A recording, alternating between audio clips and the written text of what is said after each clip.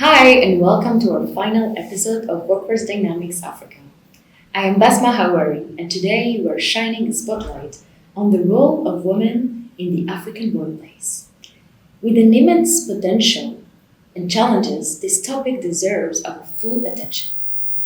And to explore this, we are joined by Marcela Uribe, our General Manager of Southern Europe and Africa at ADP. You have been at ADP for more than 20 years? Yes. Oh, it makes me feel old. Oh, gosh. You are a great example of female in a leadership role. Marcela, it's a real pleasure to have you here. Thank you for saying that. That's very kind. And thank you for having me.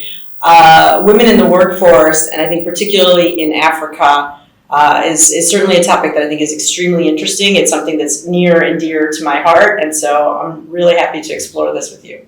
And women, as we know, we afforded many more opportunities than we were even 20 years ago. Mm-hmm. So what can you tell us about that from your personal perspective?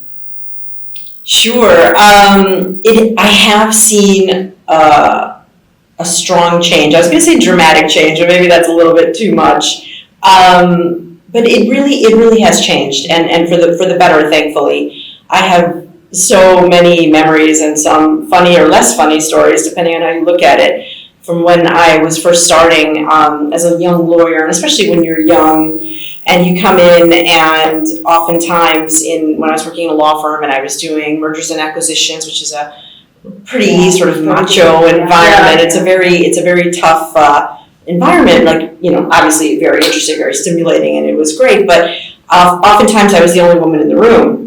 And sometimes I would come in and people would either think I was there to bring coffee or to make copies, and they didn't seem to understand that I was the lawyer. Or even fast forwarding to when I was a little bit older and had left the United States and was living in Europe, and we would be sitting around a table negotiating with clients or prospects. And as the lawyer in the room, I was the one negotiating. I was the one with the authority or the responsibility to lead these discussions, and oftentimes on the other side you'd have someone who would be looking to a man from the company with me, asking questions or sort of deferring to him as opposed to me. And thankfully my colleagues here at ADP were really, really good and supportive, and they would sort of turn things back and say, well, actually this is for Marcela to manage. So these are the things that we had to sort of navigate through. And so it's interesting to have this conversation with someone younger, because I remember having these types of conversations with someone of another generation, sort of the women who kind of broke that ground and started and opened things up for us. And so generationally, I think it's interesting. So I'm glad that I really hope that you won't have some of the stories that I've had. There are some of these experiences that I've had, but I think the progress is definitely there. I agree. Fortunately, that's not longer the case. And I would like to talk about a few notable exceptions that I'm very happy to mention. Mm-hmm. For instance, Ethiopia had its first female president for more than 7 years. Her name is Sahle Work Zewde, and we have also in Tanzania a female president, Samia Suluhu Hassan, and both women have championed initiatives to improve the life of women and girls. And in this President Suluhu's government in Tanzania, recently they announced the removal of barriers to access to education. I know that education is also close to your heart, yes, including those that prevent young pregnant women from attending school.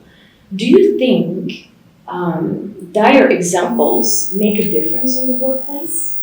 Absolutely, because education is key. Yeah. So if you can open the door to education so that girls can come up on an equal playing field as their male counterparts, that's going to make all the difference in the world. And so oftentimes I feel like it's just a matter of opportunity. And I know that there are a lot of countries, particularly in Africa, where the legislation doesn't quite meet where we want them to be just yet. And there is progress. I'm an optimist, I remain hopeful, but it's also these types of examples that you're citing that I think makes that difference, to show hopefully we can build on that to make a trend. I don't know that 2 is necessarily a trend yet, but because there are still a lot of countries where girls don't have the same kind of access to education, and that will be a barrier to entering the workforce, obviously. And when we think about some of the statistics that we get from the World Economic Forum, at the way things are today, it's going to take 134 years to reach gender parity. So we've got some work to do, and so to the extent that we can implement more and more legislation to allow these girls to enter to have education, or otherwise to create an environment where women are able to enter the workforce, that will be helpful. Yeah. And the stat for women at work in many African countries show that women who do work often are in formal jobs. Yes. Yeah. In other words, as street vendors or in domestic service. And I have a stat here from the World Economic Forum. It's 74% of women and 61% of men. And the United Nations also report that on the average in East and Southern Africa, women are paid 19% less than men. What signs give us hope that change is on the way? Well, yes, I think change is on the way, but it's interesting when you think about sort of the informal versus formal work and the work that women are doing. We also have seen in the ADP People at Work 2025 report that the top reasons that women choose to stay with their employer is professional training and skills development, and also career development. So also to the extent we were talking about education earlier, and so that's education for girls as they're growing up. But once women enter the workforce, employers who are offering upskilling, training, development, this is really key. And I think women are very happy to work hard, and so they have these informal jobs, or they'll do whatever they need to do to make ends meet or to support themselves and their families. But when employers participate, so if they're not in an informal job, but if you're actually working in a formal setting and these employers are providing this kind of training or upskilling, this makes a huge difference for women. This allows them to continue in their careers, and certainly as an employer, it's fantastic because when we talk about retaining talent, these women, the data shows that they're loyal to these employers. Absolutely, absolutely. And Africa has the highest percentage of women entrepreneurs in the world. And in fact, some estimate it's 1 in 4 women. Some say that women typically reinvest up to 90% on their income into education, health, and nutrition for their family and community, compared to up to 40% of men. This means that investing in women business can transform society. But how can that happen?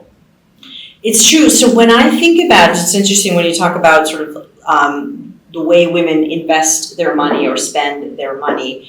And I go back and I think about the microloan programs, which have existed for a very long time, but effectively started to allow women to borrow money because a lot of financial institutions weren't necessarily willing to lend to women, partly because they had these informal jobs, they didn't really have credit, it wasn't sort of the standard traditional person to lend money to in a lot of these circumstances in a lot of countries, particularly in Africa and in other developing countries. And so when you think about these innovative programs, the idea of the microloans is so brilliant in its simplicity, but has been overwhelmingly successful in helping women to build up their families, to build up some credit, to create, to be entrepreneurs, to build up enough capital so that they can open their business, whatever that might be. And I think these are the types of things that become game changers for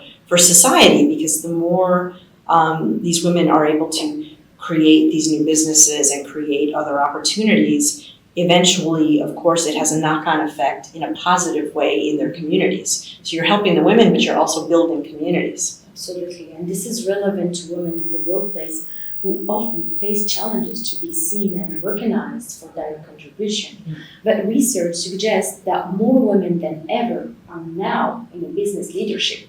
As a business leader, you are in a global enterprise. How important do you think it is to see women in these roles? I think it's hugely important. I can't stress enough how important I think it is, because we talk a lot about representation matters. It absolutely matters, because if you're a little girl and you see that your mom goes to work and what she does, or if you look around and you see women leaders like the presidents that you were citing earlier, or just having this vision, then you don't question that it's possible, right? So little boys never question that it's possible for them to be a CEO or to be the president of a country, because they see it every single day. They know that it's possible because that's what happens. And so representation is so fundamental to building the next generations, for them to come up at least with the mindset, I can do this, right? So then there's all the other barriers and the work that goes into it, and it's, making sure that they get an education and certain opportunities and etc. But just being able to see it, to visualize it, to know that it's possible, I think is critical. Yeah, absolutely. If you see it, you can imagine yourself in that place. Yes. Exactly. But what else can businesses do to help women at work? So I go back to the idea of the upskilling and the training. I think employers play a fundamental role in career development, and I think a lot of employers are really good at doing this, and it's an opportunity for them, because we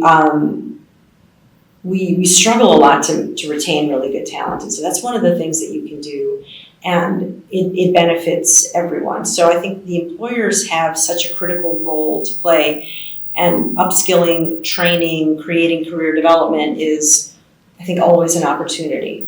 In my role at ADP, I have seen that in North Africa, for example, the region is making great progress in digital transformation, and they are empowering more women to join the workforce that can drive even greater economic growth, for example, in Morocco, in Algeria, in Tunisia, in Egypt. But I don't see that digital transformation in all over Africa. Well, change doesn't happen overnight, right? It takes time, but we definitely need to celebrate the successes as they come, because then again, that builds encouragement and maybe momentum. And so maybe it is that if North Africa becomes sort of the model for other countries to follow, that's fantastic. So certainly, these are the kinds of things that hopefully will gain more momentum in other parts of Africa. It's a big continent. There's a lot of work to do, and that, which, by the way, I think makes it very exciting, right? Because it is so diverse from north to south and everything in between. But certainly, there's a quote that I wanted to share from the president of Tanzania, which is, "This is not a time for finger pointing. There's a time to hold hands and move forward together." And I love this idea of, okay, yes, we've had a hard go of it for a while. Things haven't necessarily been as open as we would like, but rather than sort of focus on the past, let's look forward, right? Let's build the future. Exactly. Exactly. Perfect. Thank you, Marcela. What a wonderful note to end this series on. See you soon. Thank you.